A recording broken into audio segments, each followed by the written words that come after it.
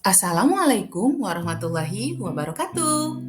Berikut aksi nyata modul 1.4 Budaya Positif oleh Siti Solihat, Unit Kerja SD Negeri Lulut 6, Kecamatan Kelapa Nunggal, Kabupaten Bogor. Fasilitator Bapak Tata Tarma MPD, pengajar praktik Bapak Karyadi MPD. Latar belakang dilaksanakannya aksi nyata modul 1.4 Budaya Positif, yakni adanya hasil musyawarah pembentukan keyakinan kelas berdasarkan hasil identifikasi kebutuhan dasar peserta didik yang sebagian besar peserta didik kelas 5 SD Negeri Lulut 6 membutuhkan kesenangan. Oleh karena itu, saya sebagai pendidik berupaya menyajikan pembelajaran dengan inovatif agar kebutuhan kesenangan peserta didik dapat terpenuhi dengan efektif. Tujuan dilaksanakannya aksi nyata modul 1.4 Budaya Positif, yakni menumbuhkan budaya positif dalam diri peserta didik berdasarkan motivasi intrinsik, yakni motivasi yang timbul dari keinginan diri sendiri. Ukur, peserta didik mampu menerapkan budaya positif secara berkelanjutan dan konsisten. Lini masa tindakan yang akan dilakukan, yakni melakukan sosialisasi kepada warga sekolah terkait dengan penerapan budaya positif yang akan direalisasikan. Mengaplikasikan gerakan dasar tari jaipong ke dalam musik modern pada kegiatan senam pagi, menerapkan permainan tradisional batu ningnan, dan rutin setiap hari Sabtu berlatih gerak dasar tari jaipong. Beberapa lini masa tindakan ini bertujuan untuk memenuhi kebutuhan dasar peserta didik, yakni kesenangan, serta merupakan penerapan budaya positif. Salah satunya di keyakinan kelas-kelas 5, selain saling menghargai, selain mengerjakan tugas tepat waktu, kita sepakat untuk mencintai budaya yang ada di sekitar kita. Dukungan yang dibutuhkan yakni dukungan dari kepala sekolah, rekan sejawat, komite sekolah, serta orang tua atau wali murid. Kemudian kolaborasi yang efektif antara guru, siswa dalam menerapkan keyakinan kelas serta konsisten dalam menerapkannya secara berkelanjutan. Berikut proses pengimbasan budaya positif pada warga sekolah SD Negeri Lulut 6, Kecamatan Kelapa Nunggal, Kabupaten Bogor. Assalamualaikum warahmatullahi wabarakatuh. Waalaikumsalam warahmatullahi wabarakatuh. Terima kasih saya ucapkan kepada Ibu yang sudah menyempatkan hadir untuk pengimbasan materi budaya positif. Perkenalan lagi ya Bu ya. Kenal sebenarnya ya. Nama saya Siti Solihat. Calon guru penggerak angkatan 7 dari SD Negeri Lulut 6. Hari ini saya akan sharing tentang materi yang saya dapatkan selama mengikuti kegiatan guru penggerak. Ya, oke, dilanjut. Ya. Nah, hari ini apa Bu yang mau dijelasin? Nah, ini tentang budaya positif. Ini bukan saya menggurui ya Bu ya, kita sharing aja, sharing materi. Apa itu budaya positif? Budaya positif adalah ada beberapa poin budaya positif. Ada kebutuhan dasar manusia dan dunia berkualitas, terus restitusi, dan 5 posisi kontrol serta restitusi segitiga restitusi itu. Jadi istilah-istilah yang ada dalam budaya positif itu seperti ini. Jadi di sekolah itu sudah nggak di zaman sekarang itu udah nggak musim lagi Bu jewer gitu ya, jewer. Di zaman dulu makan kita ya nggak bisa tadi babu pang-pang sampai nggak begitu ya. Zaman dulu tuh gitu ya, dijewer gitu. Sekarang udah nggak boleh. Aturan dari pemerintahnya pun kita tuh gue gitu udah nggak boleh. Aturan fisiknya udah nggak boleh. Kita itu harus lebih. Kita juga sebagai guru itu kita harus jadi jangan ke siswa itu ternyata di materi budaya positif ini yang dari kementerian itu ternyata kita itu sebagai guru jangan ukur hukum bu. Gimana? Guru kerja kecil. Ketika kita menemukan siswa yang ini kok aktifnya luar biasa ya. Ini kenapa ya? Justru kita yang harus introspeksi. Saya mungkin belajarnya belum ini gitu ya. Terus apa ya kebutuhan dasar anak itu apa ya supaya dia mau tertib ketika di kelas. Jadi ke anak-anak kumpul bu ayo guru kurang guru lomba introspeksi, guru lomba belajar gimana cara mengajar yang baik dan benar supaya anak nyaman ketika belajar di kelas. Yuk lanjut sih ya. Nah, disiplin positif dan nilai-nilai kebajikan. Tujuan diterapkannya disiplin positif dan nilai-nilai kebajikan. Jadi poinnya di materi budaya positif ini kita ke anak itu jangan kamu harus gini. Kamu harus sholat 5 waktu nanti dapat nilai dari guru 100 gitu. Jadi ternyata sekarang itu di materi budaya positif ini kebiasaan baik itu harus dilatih oleh guru itu tumbuh dari diri anak itu sendiri bu. Ya, jadi kesadaran di anak gitu harus belajar tepat waktu, harus sholat 5 waktu misalnya gitu, harus berbuat baik kepada sesama itu kita nggak boleh sebagai guru tuh paksakan gitu. Yang harus dilakukan guru itu biasa dilatih. Namun dia kebutuhan kumaha mencek bahasa Sunda nama kumahanya ngalangga anak dia supaya dia belajar gitu mencek bahasa Sundanya gitu ya. Kalau istilah ininya kayak tadi sibuk posisi kontrol segitiga restitusi itu gitu ya gitu. Jadi sebenarnya kumaha orang teh ngerti misalnya ternyata ini anak kita latar belakang dia ayahnya ini misalnya ini ternyata kan orang jadi balik TK orang tuh bisa maksa dia ternyata ya anak kondisinya seperti ini tinggal misalnya sama ayahnya nikah lagi atau ibunya nikah lagi gitu kan di situ juga kita harus ngerti gitu sebagai guru. Jadi saya sebelum ikut kegiatan guru penggerak ini memang sama masih seperti itu pola ngajarnya masih kayak jadul gitu ya. Yuk gitu. Sekarang ada rasa iya kebutuhan dasar apa nih yang dibutuhkan anak teh gitu ya supaya anak mau semangat belajar. Itu aja Cil. Lanjut. Oke, miskonsepsi. Ini menurut teori kontrol Dr. William Glasser. 1. Ilusi guru mengontrol murid. 2. Ilusi bahwa semua penguatan positif, efektif dan bermartabat. Nah, ini yang dinamakan yang kata saya tadi supaya anak itu timbul dari dalam dirinya untuk berubah itu namanya penguatan positif. Jadi dari sayanya bukan dipaksa, tapi diberi penguatan positif. Di saya nak kudu betah lah ya saya nak ditanggung kembali adat-adatan gitu. Kalau dari sayanya udah ada adat-adatan, anak itu campur itu lah emang udah oke gitu jadi oh itu nyala misalnya adat-adatan berarti gitu. Jadi saya yang harus nyebutnya gitu. Oh iya ternyata anak itu gak mau dikasih orang sekarangnya bu ya, gitu harus lembut gitu. Terus ilusi bahwa kritik dan membuat orang merasa bersalah dapat menguatkan karakter. Jadi ketika anak misalnya ada yang bercanda fisik gitu, ternyata di materi ini kita nggak boleh, kamu nggak boleh bercanda fisik, ini sama nanti mencelakai teman. Ternyata nggak gitu caranya. Dipanggil, ngobrol berdua, dari mata ke mata gitu, dari hati ke hati. Apa alasannya kenapa kamu gitu bercanda fisik gitu? Ternyata sekarang mah nggak boleh langsung buat itu aku gitu.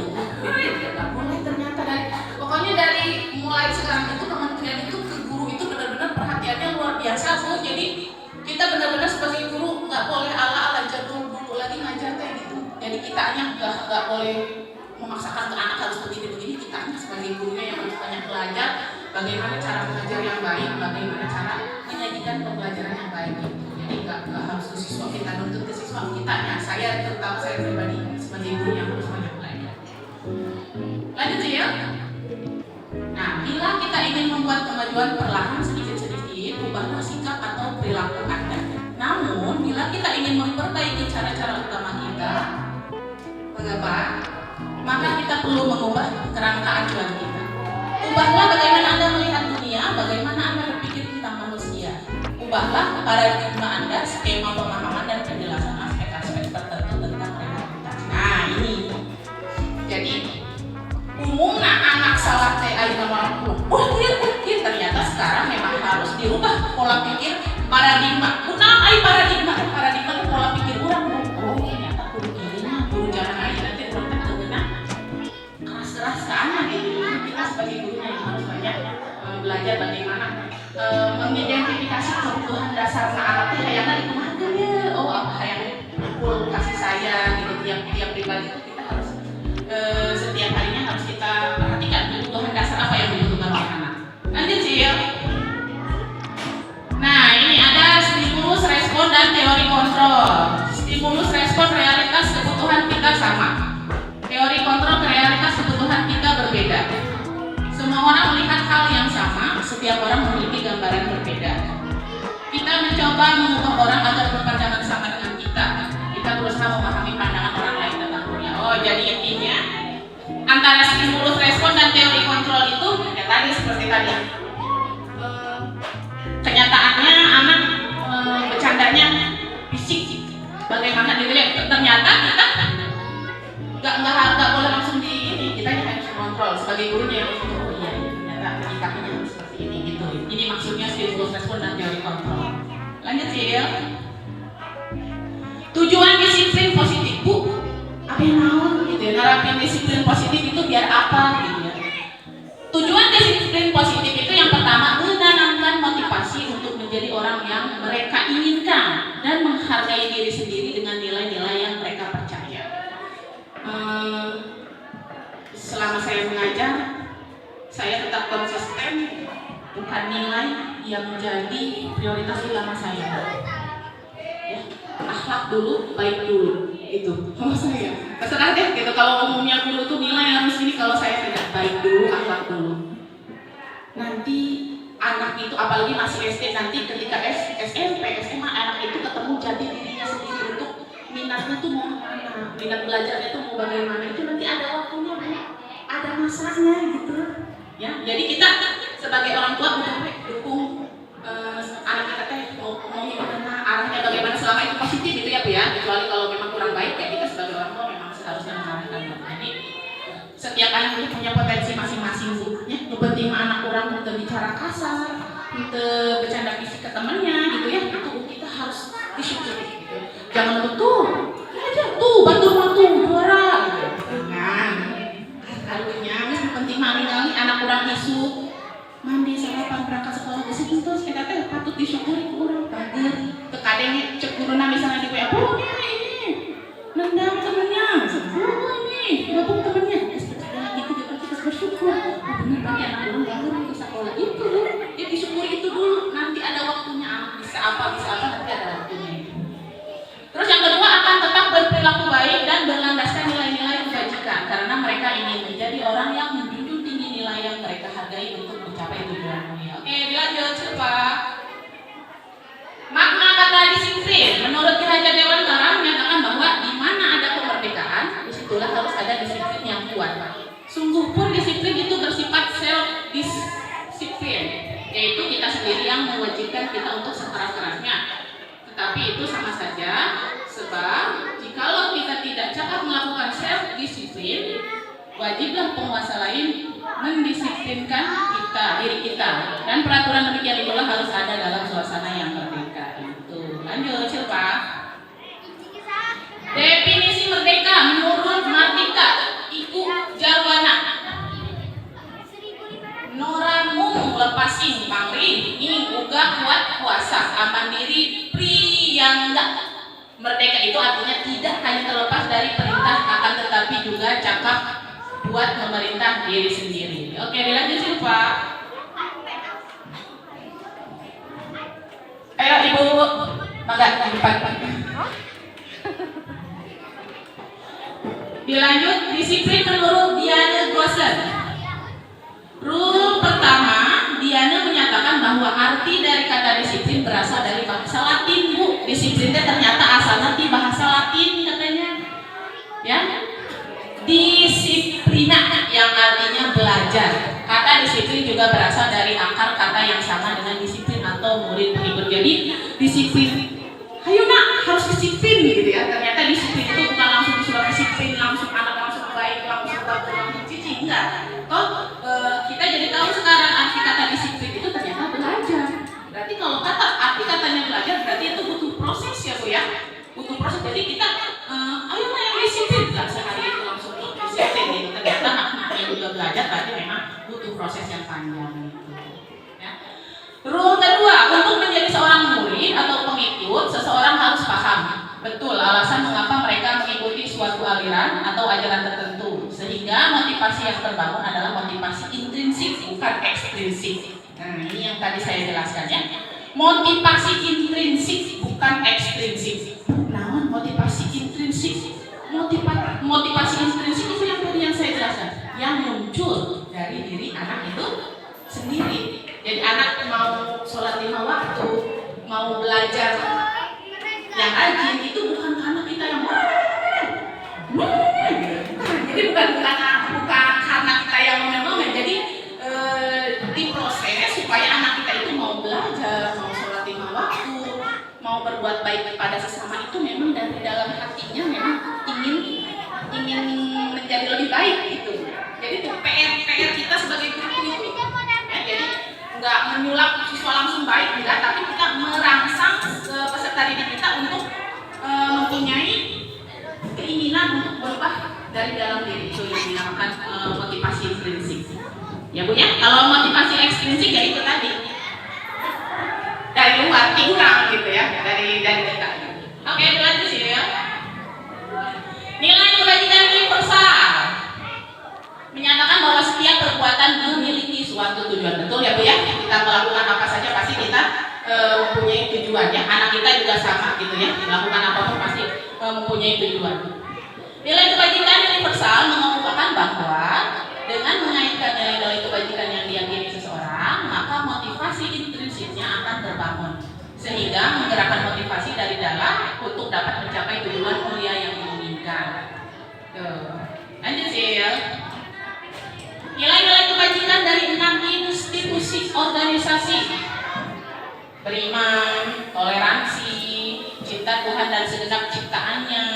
Dari poin-poin ini sih yang secara sekilas saya lihat anak-anak di SD Negeri Lulut 6 sudah menerapkan ya, dari toleransi gitu. Kita memang ada beberapa agama di sini dan bisa kondusif, itu berarti sudah toleransi sudah bagus gitu ya.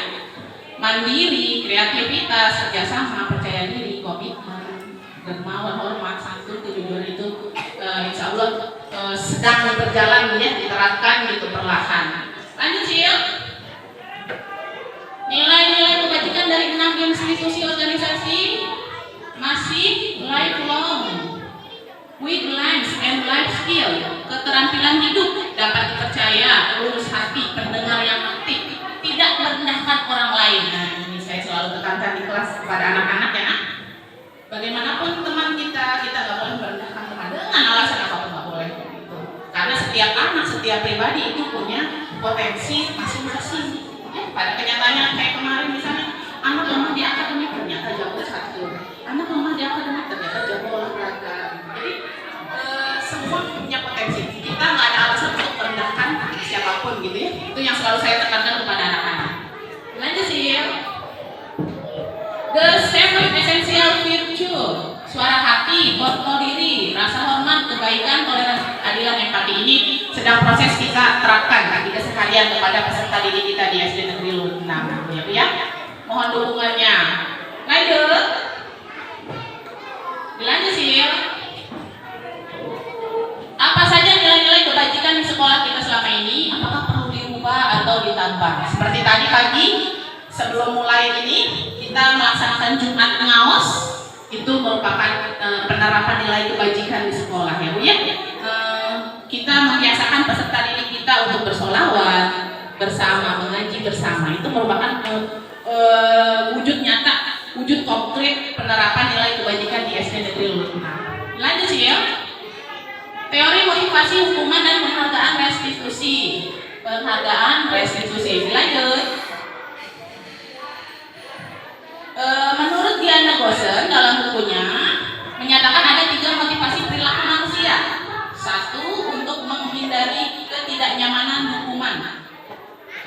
2. Untuk mendapatkan imbalan. 3. Untuk menjadi orang yang mereka inginkan dan menghargai diri sendiri dengan nilai-nilai yang mereka percaya, gitu ya. Oke, lanjut. Pikirkan, pernahkah Anda berada dalam sebuah situasi di mana Anda sengaja melakukan sesuatu yang menyakitkan bagi Anda, bahkan bertabrakan dengan penghargaan dari orang lain? Mengapa Anda tetap melakukannya? Oke, lanjut Sil. Hukuman penghargaan. Ini ada contoh kasus ya Bu ya.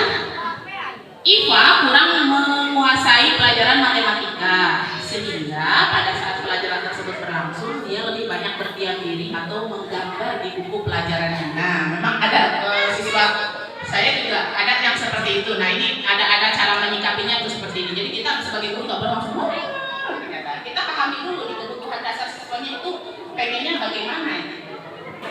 Lanjut. Masih yang tadi sih ya? Yang sebelumnya yang IPA. Oke. Dia lebih banyak berdiam diri atau menggambar di buku pelajarannya pada saat guru matematika. Pak Seno menanyakan pertanyaan IPA menjadi buku. Oh, jadi guru kerja jelasin matematika, IPA nggak fokus gitu ya Bu ya?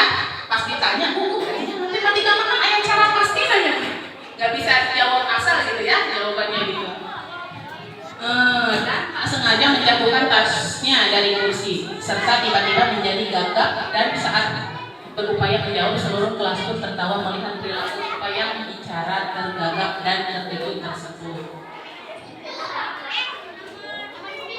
Pak Seno pada saat itu membiarkan teman-teman IPA menertawakan IPA yang tergagap dan malu luar biasa, dan malahan minta IPA untuk maju ke depan dan berdiri di kelas sambil menunjuk hidungnya karena tidak bisa menjawab pertanyaan Pak Seno.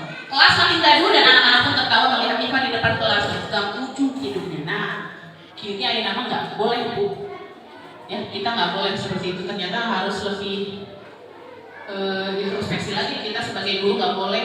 Pokoknya yang sekarang Kementerian Pendidikan tanamkan ke guru-guru itu seperti itu. Kita sebagai gurunya harus lebih belajar mengidentifikasi kebutuhan dasar siswa apa yang dibutuhkan gitu. Jadi nggak boleh langsung, oh ke sini, push up, nggak boleh sekarang. Ya, jujur saya juga dulu mah iya gitu sebelum tahu ini ya, sebelum tahu materi-materi seperti ini gitu, ya iya sama gitu, push up gitu, squat jalan gitu. Kayak nama nggak boleh, kanyawan ke, wah kena gitu, nggak boleh. Guru itu justru lebih harus lebih sabar lagi gitu, harus lebih memahami lagi ini anak maunya bagaimana ya, ini anak butuh apa ya gitu.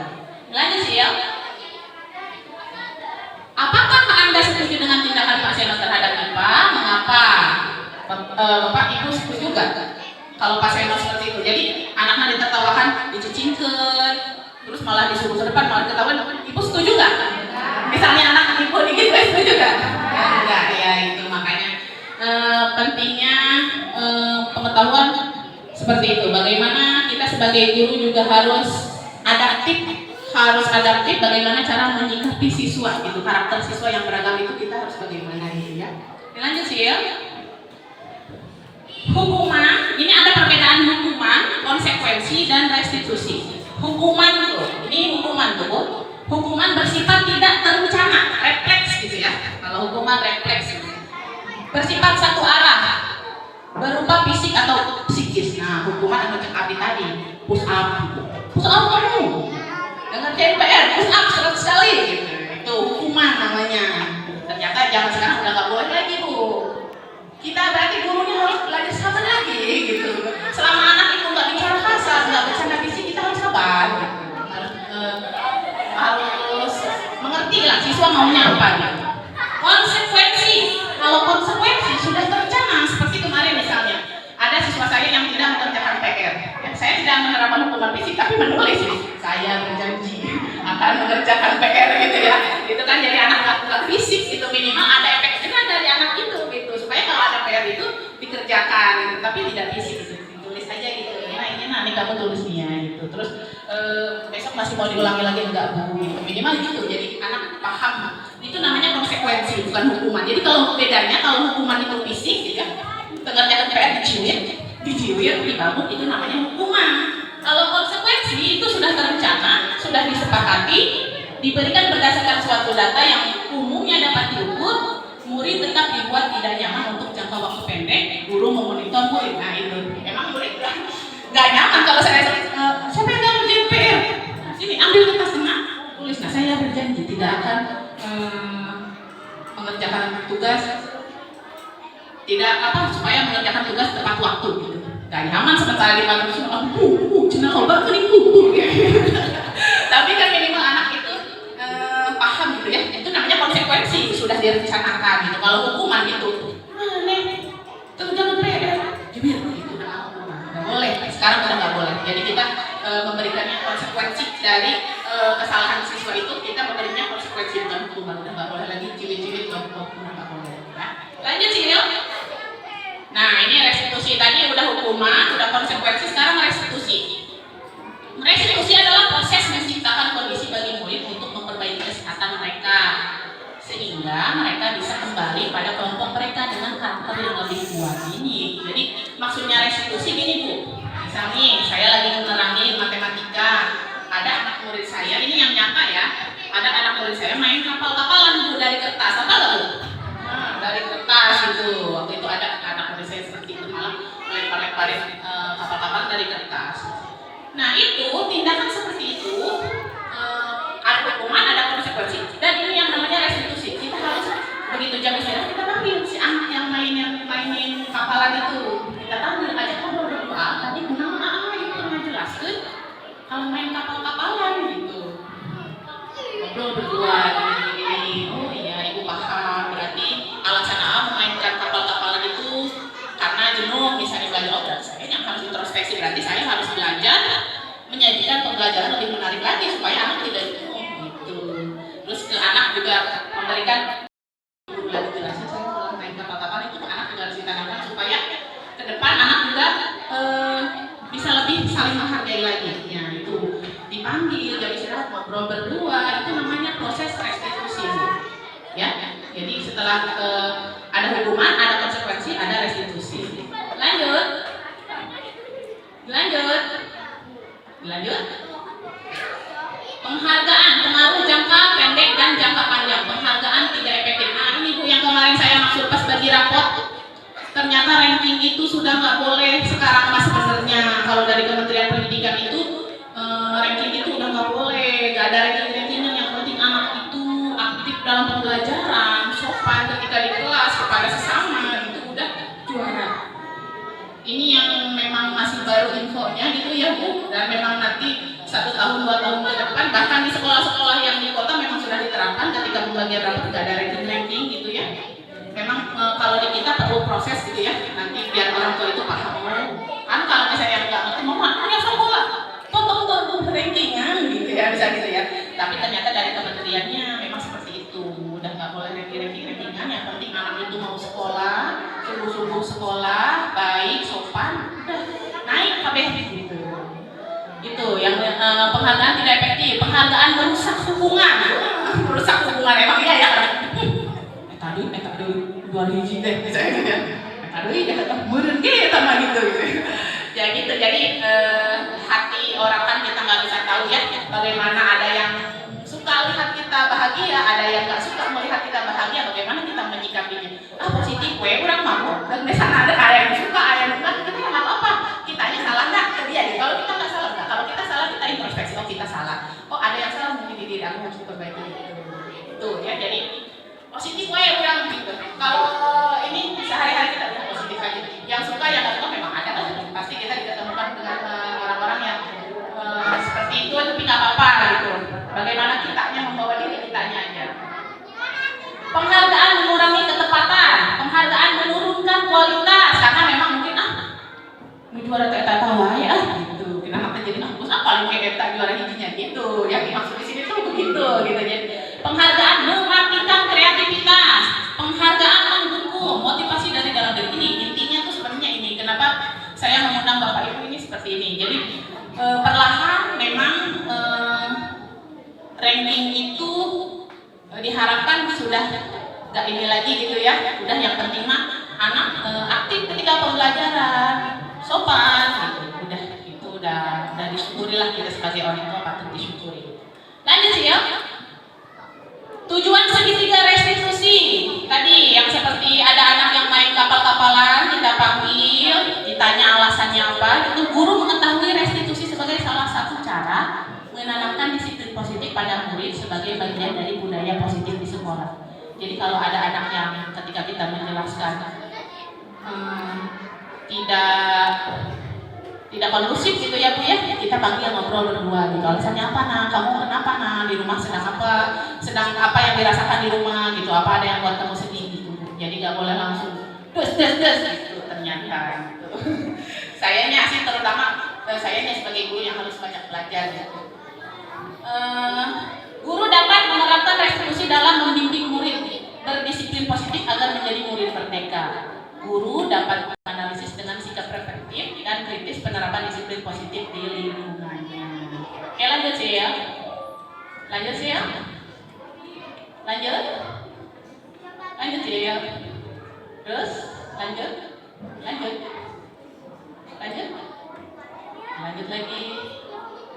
Ya, 5 posisi kontrol restitusi menurut Diana Gosses, penghukum, pembuat merasa bersalah, teman, pemantau, manajer. Jadi ini posisi yang 5 ini kita sebagai guru ke anak, ya kita harus menjadi teman pada anak itu, kita harus menjadi pemantau kepada peserta didik itu, kita harus menjadi manajer. Manajer itu maksudnya Nina ini, yang ini caranya gini, terus kita pantau gitu. Terus pembuat merasa bersalah itu yang tadi ketika anak tidak mengerjakan PR diberi konsekuensi bukan hukuman gitu. Itu fungsi guru sebagai pembuat merasa bersalah. Tuh, kalau penghukum itu yang tadi push up gitu. Itu sebenarnya sekarang sudah nggak boleh lagi gitu ya Bu ya. Yuk lanjut ya. Lanjut. Ini ada keyakinan kelas. Keyakinan kelas kemarin kita di kelas 5 sudah menerapkan ya Bu ya. Dengan anak-anak sudah ada beberapa keyakinan kelas.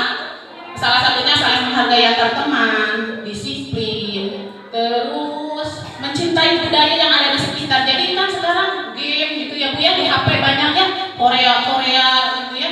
Itu kita harus tekan dengan menerapkan keyakinan kelas, yaitu dengan mencintai budaya yang ada di sekitar kita. Kita setiap Sabtu latihan gerak dasar jaipong gitu. Itu buat menekan sedikit lah gitu ya Bu ya. Karena game mabar yuk gitu kan, kayak gitu itu kita harus bagaimana nih cara menekannya perlahan tapi nggak langsung terus nggak boleh gitu kan gitu. Jadi anak mulai diterapkan aja dengan kebiasaan positif di sekolah gitu. Dilanjut sih ya. Keyakinan bersifat lebih abstrak daripada peraturan yang lebih rinci dan konkret. Nah ini sudah kita kemarin kelas 5 sudah menyusun keyakinan kelas untuk nanti diterapkan di keseharian dan memang sudah mulai diterapkan dalam keseharian. Lanjut. Keyakinan kelas bersedia meninjau kembali keyakinan kelas dari waktu ke waktu. Jadi keyakinan kelas itu lain ukur sekali dijieun terus udah gitu. Keyakinan kelas itu yang harus diterapkan berkesinambungan. Setiap minggu itu efektif tidak dilaksanakan gitu. Ada hasilnya tidak gitu. Jadi ukur bukan hanya udah hari ini bikin keyakinan kelas udah enggak, ternyata harus dipantau setiap waktunya. Lanjut sih ya. Lanjut.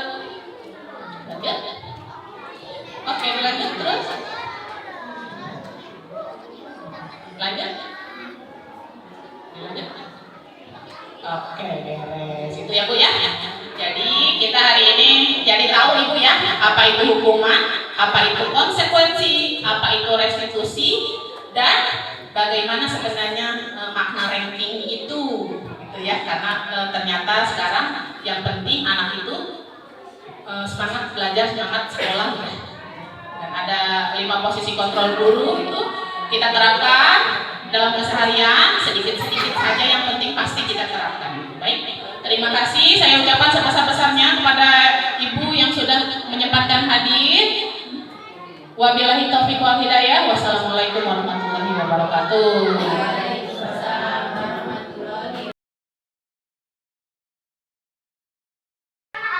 Sekarang kita akan menentukan kesepakatan kelas, ya. Di mana dari kalian silahkan kesepakatan kelas 5 SD Negeri Lulut 6 maunya seperti apa? Bebas dari dalam hati kalian, keluarkan apa yang ada di hati kalian. Bu, saya inginnya seperti ini Bu di kelas itu supaya saya nyaman ketika bersekolah di sini gitu. Ya, boleh bebas ya. Nah,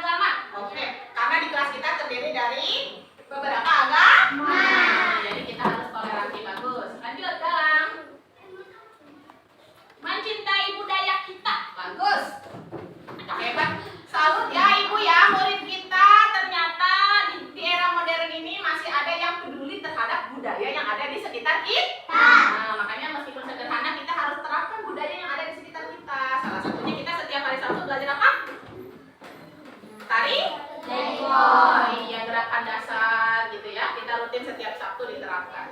Nopak. Lanjut. Rehan.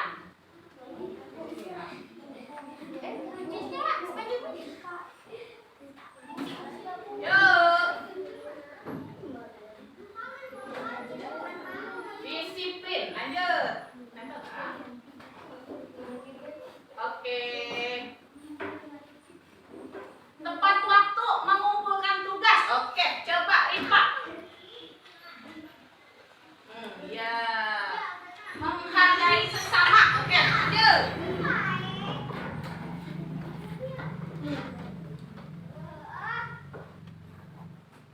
Disiplin. Oh, sini sini Ibu bantu. Oh, disiplin. Apa hari jadi pengen disiplin gitu ya?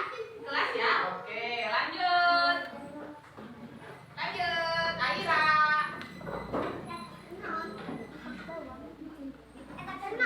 Oke, mencintai budaya kita. Oke, bagus. Lanjut, Nurul.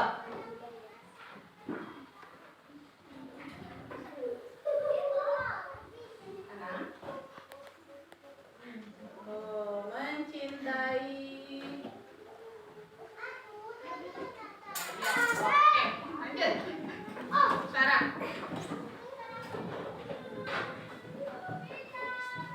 Lanjut.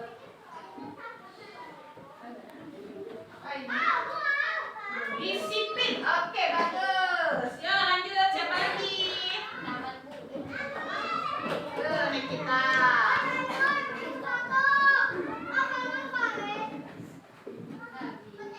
Menghargai sesama. Oke, baiklah. Sudah ya. Ibu lihat dulu apa yang ada dalam hati kalian itu, kesepakatan kelas yang ada dalam hati kalian supaya yang kalian inginkan supaya kita belajar nyaman, tentram, bahagia itu coba ikuti kalian. Berdisiplin, saling menghormati antar teman, datang tepat waktu, mencintai budaya sekitar. Oke. Coba kita urutkan ya. Keyakinan kelas yang pertama apa? Banyak nih. Disiplin, oke? Siap untuk disiplin? Iya. Komitmen kita bersama ya. Melaksanakan, menerapkan disiplin benar-benar dari hati kita, bukan karena ingin apa, tapi murni dari hati kita keseharian kita harus disiplin. Jadi benar-benar lahir dari keinginan kalian bahwa benar ya, kita memang harus disiplin untuk mencapai apa yang kita ingin. Lanjut, nomor 2 apa nih? Apa lagi nih? Oh, tepat waktu dalam mengerjakan tugas. Tepat waktu dalam mengerjakan tugas. Mengerjakan tugas. Oke, ini sepakat ya? Mengerjakan tugas. Ya, ini tepat waktu dalam mengerjakan tugas ya. Harus benar-benar dari hati kalian sendiri ya, bahwa kalian mengerjakan tugas tepat waktu bukan karena ingin dipuji Bu Guru, tetapi memang itu sudah keharusan hal yang harus kalian lakukan. Gitu. Yang ketiga apa? Mencintai budaya di sekitar kita. Mencintai. Wah, hebat sekali nih, salut sekali nih. Mencintai Budaya sekitar kita. Oke, nomor 4 apa? Tepat waktu dalam mengerjakan tugas, mencintai budaya di sekitar kita, disiplin, terus apa lagi nak? Saling menghargai antar teman. Baik, inilah keyakinan kelas yang akan kita terapkan ke depannya. Mohon kerjasamanya, mohon komitmennya. Benar-benar lakukan keyakinan kelas ini dari diri kalian sendiri ya. Bukan karena ingin dipuji Bu Guru, bukan karena ingin dipuji siapapun, tetapi memang benar-benar lahir dari diri kalian sendiri bahwa kita harus merealisasikan keyakinan kelas ini, oke? Baik, tepuk tangan buat kelas 5 SD Negeri Lurutnya. Coba nyanyi ibu saya dengar. Kami siswa SD Negeri Lurut Anak siap belajar. Menang masa depan, jangan lupa senyum.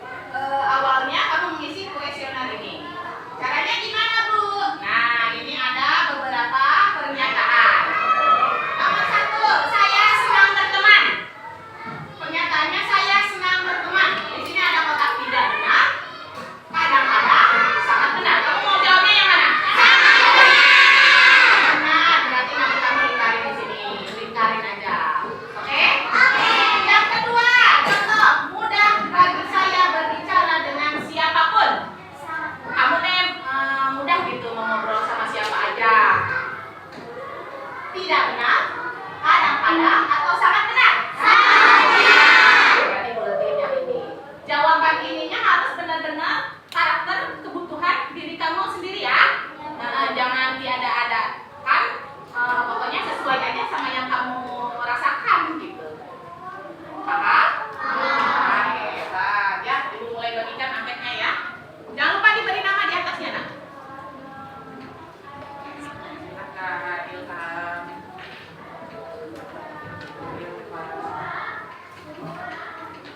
Ya, memang 2 lembar.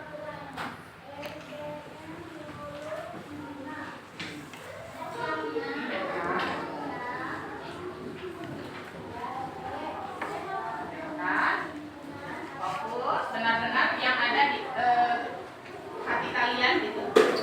Oh, jangan ambil mah.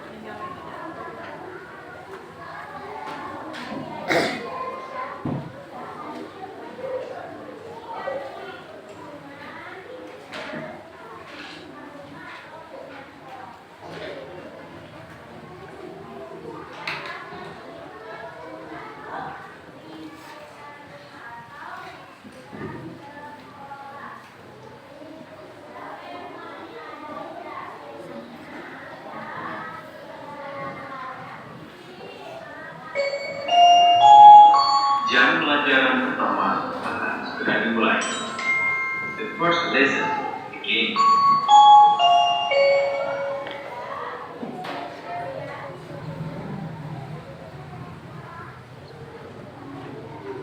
Ya, siapkan. Isi.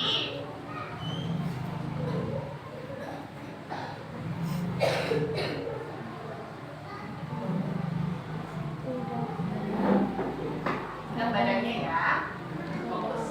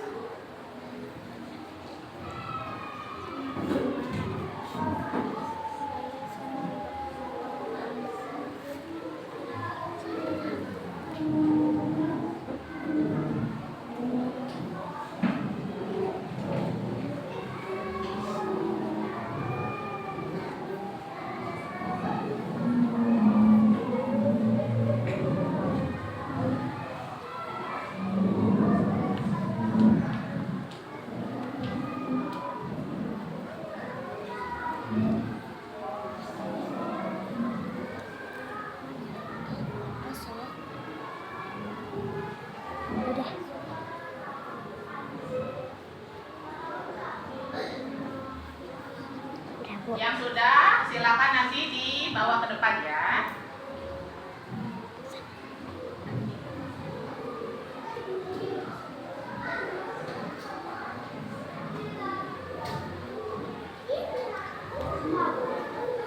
Ya, semua.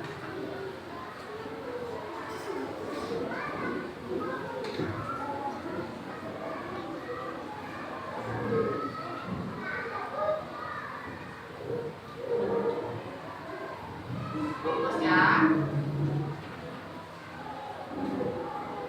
Tempat kami udah lembar kedua. Ayo.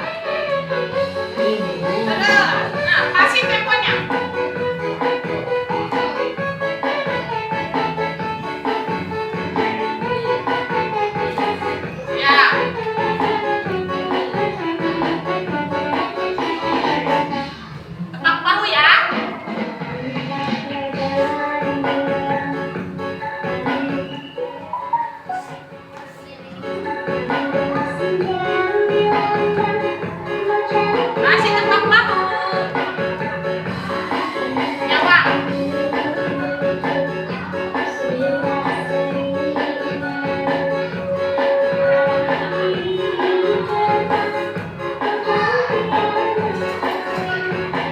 Bukan. Bukan.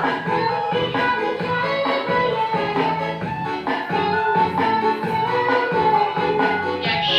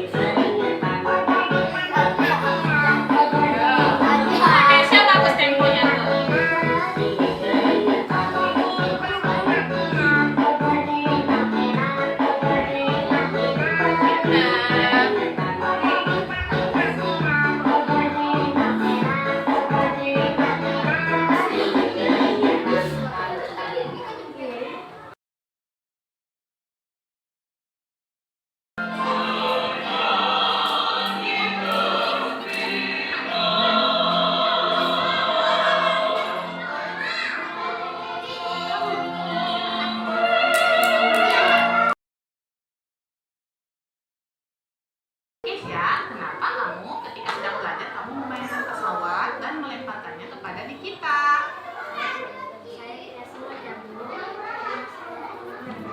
Oh, Kesia ingin main. Waktu bermain itu kan ada jam istirahat. Harusnya Kesia bisa membedakan kapan waktu belajar dan kapan waktu untuk bermain pesawat ini, ya. Sekarang ibu guru tanya, apakah Kesia menyesali apa yang sudah Kesia lakukan? Apa kesalahan yang Kesia lakukan? Coba sebutkan. Kesia tadi salahnya apa ya? Kesalahan Kesia apa ya tadi?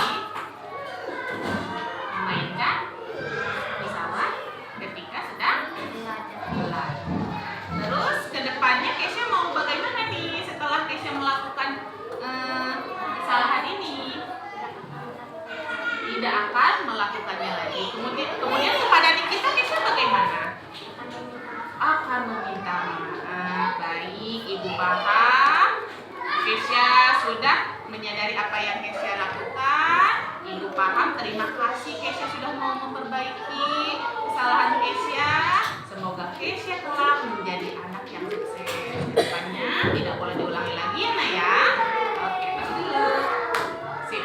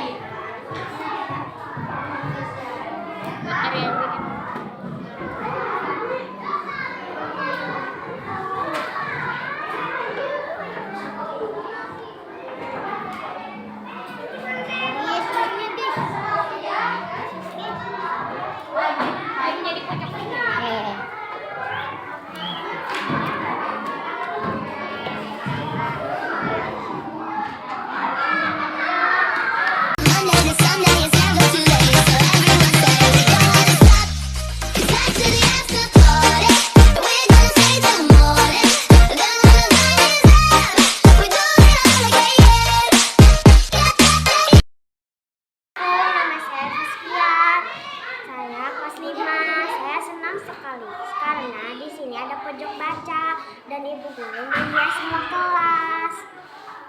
Wassalamualaikum.